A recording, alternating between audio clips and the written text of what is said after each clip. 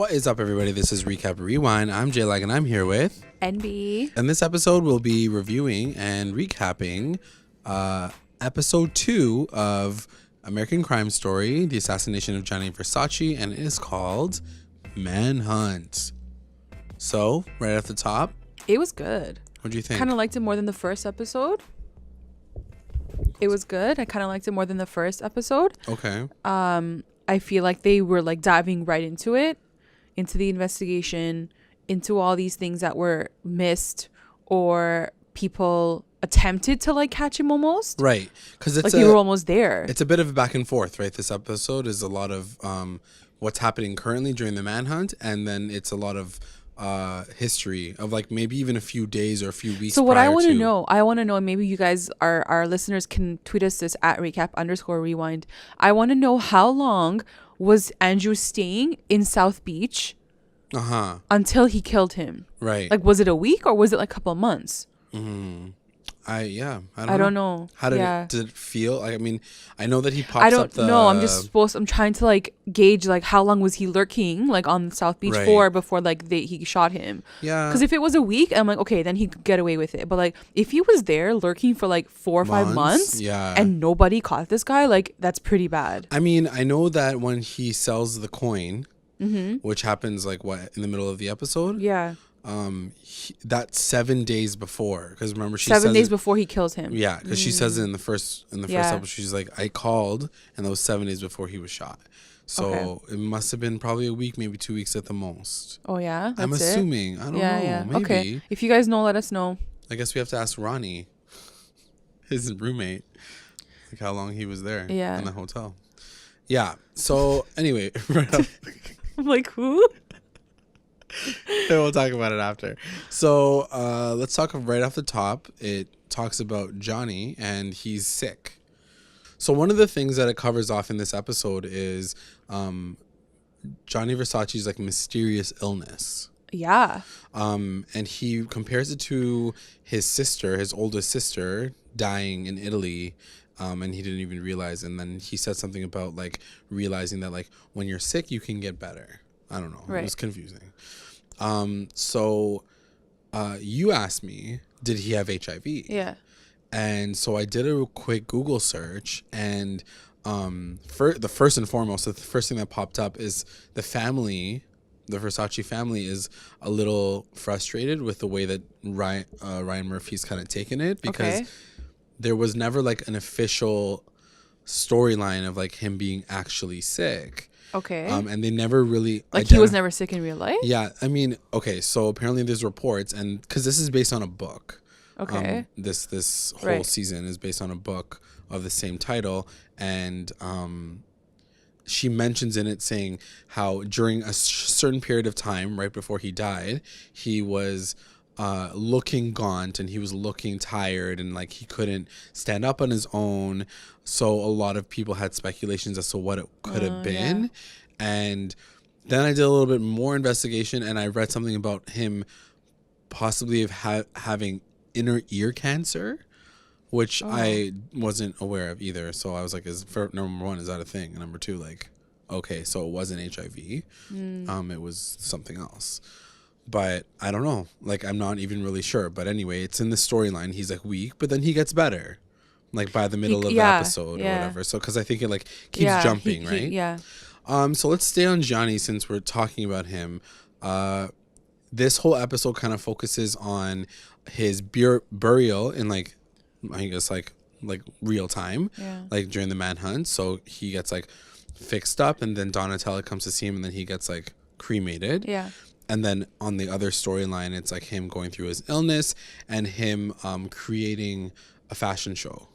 And so that's kind of like the apex of the whole episode. But honestly, like if they are going to, like if there's no confirmation in terms of like what actually happened to him at that time, right? That whole storyline to me feels a little weird. Yeah. Because I was very intrigued by that storyline. I was like, okay, so this is why she hates the boyfriend. She can't accept this. Right. Because she blames him for him getting sick. Right. So all of that is coming together in my head, and it makes sense. And it's like a crazy storyline. Right. So if this is not actually what happened in real life, I'm gonna be really cheesed. I mean, like, I guess because like there was was never any. I mean, from what I read, I mean, I guess I have to do a little bit more digging. Why would Ryan Murphy write that then into it? Like, if you don't know for sure, why are you writing it in this way? Because at some point in time he got better, right? Like he was like, I'm better now. Like that. Yeah, by the end but he's saying that Donatella's pissed at him because she's thinking that they're sleeping around. That's why the way he got sick. Like that's a big that's a big assumption to make for her. Yeah, she goes up to him and she's like, you wanted all these other people. Yeah, like if that's not true or if that's not confirmed, like that's a pretty big insert to write as like Ryan Murphy or whoever wrote the show. Like that's pretty big. Maybe as a person who's watching it without like checking facts or whatever would imply that he got HIV from his boyfriend, because I probably would have. Like watching that scene, and then the only thing that stemmed it was the fact that you asked me offline, like, was he sick? Did he have HIV? And I was like, oh, I'm not really sure. So then I looked. But they're trying to insinuate that, I guess, right? Right, and you're right. If it's not like if that's not the truth, like that's a pretty like I can understand why now the family's pretty cheesed, because like that's a pretty big assumption to make to give to Donatella to say that's why you hated the boyfriend, right? If that wasn't actually the case, you know? Yeah. I don't know. So. Anyway, since we're finishing off the Johnny, like he has his fashion show at the end. I think this is the hardest part with this show, right? Is that like there's these moments where you really question, like, did this actually happen? Did this actually happen? Yeah. How much was it was fabricated? How much is it exaggerated? Yeah. So yeah, I mean, I guess it's like, I don't know. I mean, I guess I'll check now, or if you guys have any information, let me know, or let us know and tweet us. It's funny because the doctor that was talking to him in this episode is the same doctor that like when he did get wheeled in the first episode, she looked cheesed. She was like, oh no, and I was like, why is she so upset? And I'm like, okay, now it makes sense. Like, they made the connection because like he survived and like now he got shot. Now he's dead. Yeah, that's true. So anyway. He has a fashion show by the end of the episode, and it's this really cool dynamic. We'll talk about it when I talk about Donatella, which we can talk about now since we're on her next. So her character doesn't really do much this episode except like look fierce and boss ass. It cuts between, like I said, like her taking his ashes to Italy, I think, right? Like, yeah, they take it home. So she like dresses him into like a Versace suit. And then she like looks at him, and there's actually a really sweet moment. There's a flashback of, I think, when he gets sick and he's like really ill and he can't like lie down properly. So like Antonia like lays him down, and then she like looks at him and she's like, "What am I gonna do like without you?" That was really emotional. And she's like she's all like upset or whatever, and it just shows like their bond and like how much they care about each other. And then it kind of cuts a little weird because then it's kind of cool. So she leaves the room and she has a fight with Antonio in like a little like foyer area, and she was like, "You're so useless. Like, what are you doing introducing all these things? Like, you're supposed to be protecting him, whatever." And like nothing gets resolved. They just hate each other. And then like there's a quick cut of him like being buried or whatever, and they pass by each other like in, I guess, like now times, like after he's dead. And it's the same situation where he's like Donatella can just like talk to me, and she was like, he's dead now. Yeah, I have nothing to say to you. Like before we could argue about it, like now I have nothing to say to you, so like just get out of my face. And I guess it just gets to show like, you're right, if he wasn't sick and he didn't get sick from Antonio, then you really question, you know what I mean? Like that changes the entire tone of that dynamic. Like can they just be friends? Like, then why did she hate him so much? Yeah, why did she hate him so much? What was it just jealousy? Like that her brother like fell in love? Like, it seems like it does make sense to me that it could be that. Right. Like, do you know what I mean? That like she's like, all he ever wanted was kids with you. He just wanted a family, and like you couldn't even give him that. Right. And then you just got him sick. So like that all makes sense to me. Like it justifies why she hates this guy so much. But we don't even know for sure. Yeah. If that's not the case, she had I don't know. Great lines in the episode. I think she's killing it. She's doing really, really great. I really like her. She's really doing really well. And so since we're sticking on Donatella, so they have another final flash at the end of the episode where they do this big fashion show. And she has like a big debate with Johnny. And like these are the parts that I effing love. Like I love seeing these moments because like, you know, these big labels and you know these things that happen. Like this fashion show actually did happen. So to see like the behind the scenes and like, yeah, maybe it's not like it's a little dramatized. It's cool to see that like they inserted their dynamic in that moment. For sure. Because like I guess they were fighting over the models. Was that the situation? And I love that. I love that whole argument. Yeah. Because it was like Gianni was freaking out because he's like, give me models that actually look like they're living like life. Women, yeah. Like I need women who, you know, eat, who live life, who fall in love. Like give me real people. And the Donatella was like, no, like they're the ones. Like they're skinny AF and like they look like bones, right? And I guess they were like celebrity-ish, more celebrity, more popular. Than, like, So like there's already like that little that, tension like, between the two. Yeah. And like it just shows like you can be like running a company with your sister and you can still see not see eye to eye on everything. So it was cute because like the resolve was like, let's have a little competition. Like we can fight. We're brother and sister. Like you do your thing, I'll do my thing. We'll see like how many people get like the most claps or whatever. So it's really cool. Like they have their moment. Like the models go out, and I think her models go out first, and no one's like clapping. Like but she's like feeling it. She's like, yes, like they look good, whatever. And then as soon as his come out, like everyone's clapping, everyone's happy, and then like he shows like that final dress at the end with like the thing. Because in their argument, she was like, you're a has-been. She starts talking about like all these new artists that are coming up, like McQueen and like the ones that we know now. And so she was like, people see you and like they see like you as like a has-been. And he's like, when did I become a has-been? So even toward the end of his life and that pivotal moment, really, when you think about it, of like the company going public and all that stuff, there was a lot of tension, I'm sure, like within the company to see like what is the next direction of like what's going on. As there always is, right? There's always going to be that. So and like that's the thing, like, and I guess tying it back in, and maybe this is the only connection really, is if he was really sick, he says that his perspective changed. Like that's why he went in the direction that he did for the fashion show. He was like, I'm now looking at life as like precious and every moment is like worth it. I want everything to be like real and raw and whatever. Like that's why he wanted these models that he wanted. So he was like, I'm not like done yet, but like I'm just getting better. So like hold on, essentially, to Donatella. And she was like, I don't know, you like seem like you're like old school now. So that was interesting. And then to see how things kind of like shifted and flipped once he died is kind of like interesting too. Anyway, so that's Donatella's storyline. Let's move to Antonio really quickly, just because he didn't really have much going on. He was mostly like super mopey, I guess, for like the current situation where like he's dead. He has that fight with Donatella. And then there's a moment that he has actually with Gianni at the very end and like toward the end where I guess they're like still in an open relationship. And he's like, come to bed. And like Gianni's like, no, I'm good. And then slowly it changes by the end of the episode where he's like, I just want you. And it's kind of romantic, I guess. Supposed to be like they were going to become exclusive. Like they go to a nightclub to like turn up. And then like at the end, he's like, no, like I just want you and me now. Like no like, more let's go home no together. More like little boys. And then Johnny's like, yes. Because he says something so silly. Like they're like swimming in his like amazing pool, by the way. And like they're just talking. God. And he's like, I just want you. Oh my God. I love that quote. Yeah. He's like, you want me in, like you say it in the morning, but tell me if you can say it to me at night. Yeah. Because Ricky Martin's character was like, yeah. Like I'm good. Like it's just you and me. And he's like, can you say it? You can say it now in the morning time, but when nighttime comes, like tell me if you can say it. That was such a good line. And then by the end of the episode, he does say it. It's so true. Which is it's great. So true, though. Yeah, it's like you want this now. Yeah. When you're bored and like we're it's the morning in, like, and like everything looks hopeful, but when it's like nighttime, it's like let me turn up to get some more eyes. Yeah. Anyway, so that's his character.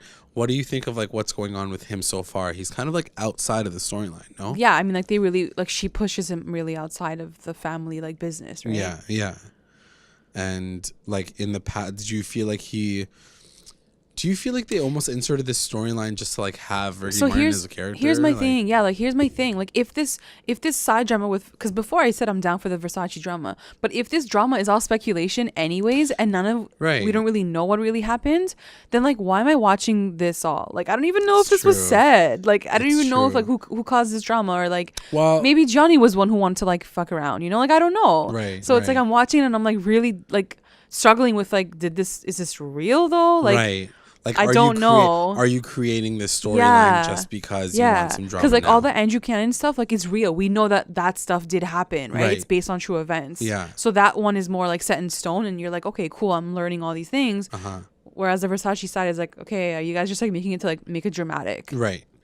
It's a little hard. Yeah, it is difficult. I mean, it's a dramedy at the end of the day. Yeah. Or not a like dramedy, not but like, yeah, drama. It's a drama based on true events. Based on true events. It's not a documentary, right? So there's obviously going to be some like fluffing going on. So since we're talking about characters, let's talk about the police real quick. There's a little bit of a development that kind of happens. A lot, yeah. I really liked the focus on the cops this episode. So go and like we were saying, with Daya's character from Orange is, I don't even know her name is in this show. I keep calling her Daya. Agent Daya. But she kind of came through this episode, and I was like, okay, girl, you're on our side now. Yeah. Where all the cops were like, and this blew my mind. Like this blew my mind. Yeah. How they were like, we know he's going to Florida.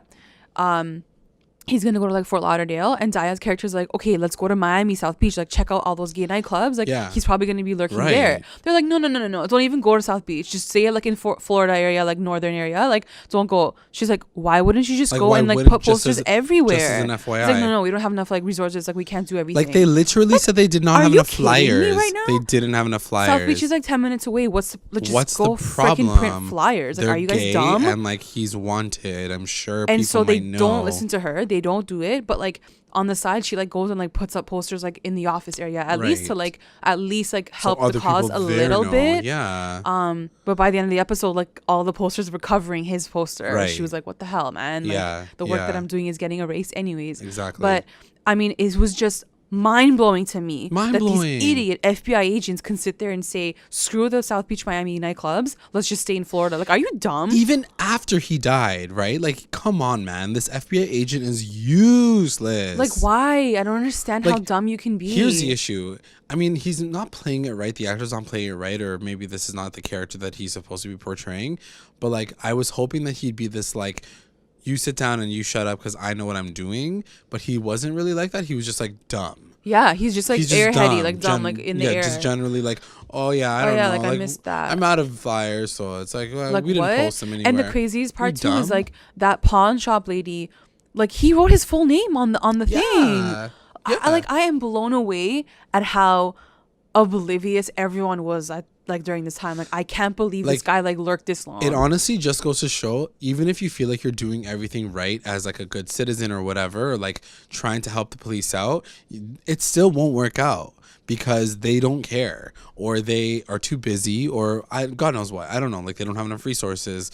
But like, here you are saying like, tell somebody if like you see these people, they fill out a full out report and you still don't do anything about it. Yeah. Which is like shocking, you know. Like, I mean, the one moment, and they still didn't get there in time, was that part in the diner where Andrew Cunanan was getting a sandwich. Oh my God, that was crazy. And somebody actually calls the police. He booked him, yeah. And like they come, but he's gone by then.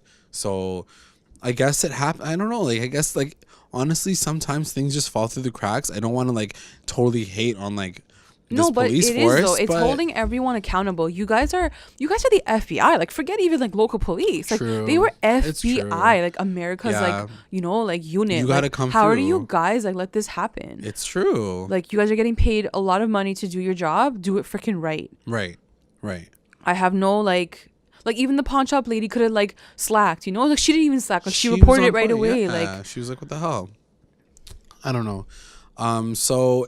I guess, and I'm sure episode 2, it's only episode 2. I'm sure as things are going to go on, things are just going to get worse and worse. I was already blown away at that. I'm like, my mouth dropped. I'm like, wow. If these are the small things that he's showing us that they fucked up on, I want to see that one big chunky thing that they and then you watch like Making a Murder and people are like, no, that guy was guilty. Dude, this shit happens every day. These cops are shady AF, man. Yeah, it's true. Okay, let's talk about... Let's do our roundups. Do you want to talk about Andrew really quick? Oh, yeah. Like his storyline? So, final character is Andrew Cunanan. He is sticking around South Beach. So, like, what we were just saying in the beginning of the podcast is, like, how long was he staying in South Beach for? Was he obsessive? Like, and he was like moving around. He was like staying in a hotel for a hot second. I love how they showed like the scene of him getting the gun or like the Walmart thing. Right. Like he just like went. Did he get the gun at that point? I guess. Yeah, I think so. I'm sure he did. Yeah. Like just grabbing all that stuff and like so easy, so simple, so easy, so quick. So he's staying at a motel. He meets somebody named Ronnie, who was the character that I was telling you about, who was in the first episode where they break the door down and it's like, are you Andrew Cunanan? It's Ronnie, it's not Andrew. So I guess he was staying in his room or something. But he's essentially like a meth head that I guess he knows. He must be a real person. And it seems like he had AIDS. Mm-hmm. And so they kind of bond over like being gay and like I don't know, he's just like he becomes his like acquaintance / friend, whatever. And they like don't get into trouble together, but like they need to get drug money and whatever. So like he picks up a trick at some point in time, Andrew, and he like does some crazy ass shit with him. So that was like one of the craziest scenes that I've seen so far. Was like he picks up some guy from the beach, and it's like some old man, brings him back to the room, and then he like ties him up and like puts like masking tape on his face, and like so he can't breathe until they're right to the point. And it's actually like anyway, we'll talk about it after because it's definitely my WTF moment, but like it's a crazy moment to like see it happen. And then like he cuts his mouth open at the very last moment, and then the guy's like so shit scared that like he like lets him go. Like Andrew literally like eats something. Yeah, he like pays for walks his room out of the room service, and then leaves. Then he like locks the door. And so here's a moment, and we were talking about it really quickly offline, and maybe I'd like to throw it out to you guys too. There's a moment where this trick, he comes through at the end. He gets, I guess, like freaked out by how Andrew was like behaving, and so he picks up the phone and dials 911 as he's like holding onto his like wedding ring. So I think that's probably the indicator thing. So he like picks it up, they call, like they answer, and then right at the last moment he's like, no, never mind. Because she's like, what's your issue? And then he's like, never mind. So do you think that he was going to be like, yo, there's like some crazy person? I have no idea. Like, I don't know if he was going to say, yo, there was a crazy person that I just slept with. Yeah. Or he was going to say, I think I just slept with Andrew Cunanan. Like, I don't know which one it was. And I wish they made that a little bit more obvious. Yeah. And maybe they'll talk about it like next episode. I don't know. Like, I guess the assumption is like he didn't do it because he was like secretly like having sex as a married man. Exactly. Right? Like, it wouldn't have just been that, right? Like, No. it would have had to be more than that. And like, yeah, what was it about him that you like didn't want to, like, wanted to report the police? Like, you almost got killed while you were having sex? It's like a very fishy story to like tell. But that being said, makes me question like whether or not that was a storyline that actually happened. I'm sure it was. Because a lot of the things were very sure, specific, right? Yeah, like the masking tape and the wrapping around and stuff, and then like him ordering lobster at the end. Like, they're very interesting, unless they're writing this character like really no well, I think that must have been something real for sure. Yeah, that must have led to something. Like they must have made people come forward, like even anonymously. And who knows, maybe that guy came after and said, yeah, that was the guy that I slept with or whatever. Right. He just didn't call 911. Like, he just didn't report it.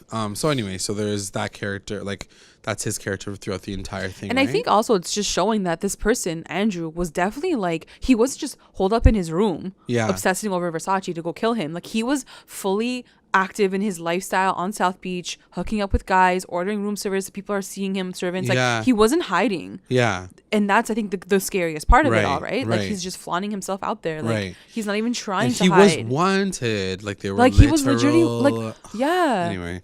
Like, on the radio, they were calling his name. I'm like, oh my God, he's like legit, like. Yeah. I mean, but that was after the fact. He didn't stay in that area, right? He didn't meet Ronnie after. Yeah, because that was when he was traveling to Miami, wasn't it? So that's the when thing. When it was like, Gloria, he was going into Miami. So that was like on his way there. Yeah. But I'm saying like the way that they cut it is like it goes from like before he got shot until after he got shot. Yeah. So like he did dip from South Beach. Yeah, I think after he shot him, he probably like ran away. Right. I don't think we've seen that footage yet. No. So so this is more just like the preemptive, like whatever. And that's what I mean. Like, was he there for a week before that when he shot him, or like a month before he shot? Like, I don't know how long that time was. So one of the best things that he had said too that I was like really interested. So he like does some really crazy weird shit while he's in the hotel, or like while he's staying with Ronnie. He like puts the masking tape on his face as well and takes a shower, which also made me feel really, really weird because I'm sure they interviewed Ronnie after the fact, and this guy's like, yo, one time like I opened up the bathroom door and like he had masking tape on his face. Like there's all these I don't know, just like crazy weird. Anyway, it's just he's psychotic. Like it's so creepy. Another thing that you see at the very, very, very end of the episode is him and Versace barely miss each other at the nightclub. Like, well, at least the way they set it up. Like, like Johnny and Tony are just leaving as like Andrew's going in. So then it finishes off with a scene of Andrew like in the crowd. Somebody bumps into him and is like, "Who are you?"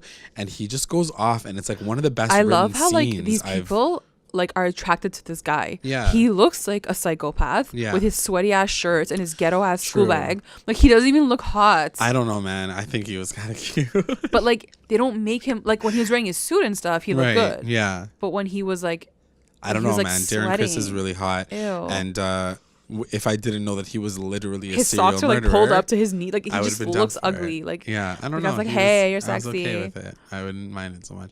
But yeah, he's a murderer, so like it makes me feel gross. So anyway, he's talking to him and he's like, how do you, like, who are you? And like he tells him straight up, he's like, I'm a serial killer, I'm a broker, I like work for my like he just like has like this word vomit, and he's like insane. And it's like one of the best lines I've heard so far. He's literally admitting all these things, and like this guy's just like, he's just like, cool, okay, bye. Because like it's just like him being fucking insane and crazy. And then just to your point, it's that whole theme of like literally right under your nose. This guy was living an active lifestyle right under your nose. He could have been whoever, and he was right there, and you guys still didn't catch him, still didn't find him. So that was really, really interesting. So let's get through our recap roundups. Recap roundups. Best moment. So my best moment was the fashion show. It was, for me, like one of the apexes of the episode. Like it was very like interesting to see that dynamic between Donatella and Johnny, and to see that they were like, even if they like were fighting, and even though like one came out the victor, that they were still like rooting for each other, because she still like did like the thumbs up at the very end. And so you know, I just love seeing that like sibling like love, like, and like seeing them together, and like it just shows that they were like, they really meant something to each other, you know. My best moment was, I think, when they took care of like his body too. Like the way this man went out was still like the way he lived his life. Like everything was gold. Yeah. Everything was with respect. Like they washed him, they put him in his suit. Even like the gold thing that like they carried his ashes in was like a sick next level like case. It's true. And I think like it just reminds you, like at the end of it, like this beautiful legendary man like still died. So like remember that out of everything, you know. So it was a cool scene to see. And I honestly thought they were going to show like the funeral with like all the celebrities. They didn't show any of that. They just skipped right to that and him going home, like where he belongs. So like I think it was just like a really beautiful like kind of ending to that story, you know. Even though we're not done yet. WTF moment. My WTF moment was the part where he's in the shop and he orders the food and the guy like books him right away. I'm like, oh my god, they're gonna get him. They're gonna get him. Please get him. Like, please. Obviously, I know they're not coming. You feel excited, but it was so exciting. I'm like, you're going down. Like they're gonna catch you. That's it. Like you're done. And then like he dipped. He ran away. You're like, what the?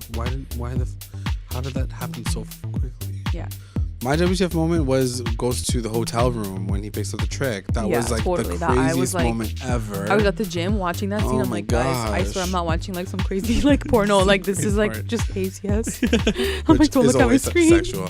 It was really, really, really fucked up to see like how he got to this level. And yeah, if it's true, even for here, I will say that while I obviously can't like this serial murderer, Darren Criss in this moment, oh my god, you're so right. Me. When he starts dancing, it was so I felt creepy. So gross, but at the same time so like, in that stupid who are you, like thong. But at the same, I'm like, for him to do that, like it's a very raw, real moment. So like you have to transform into that psycho person, and I feel in that moment he turned into that psycho person, and that moment to me was the moment where he got himself nominated for all the awards. I was like, you just killed it. You nailed it. So well with his character.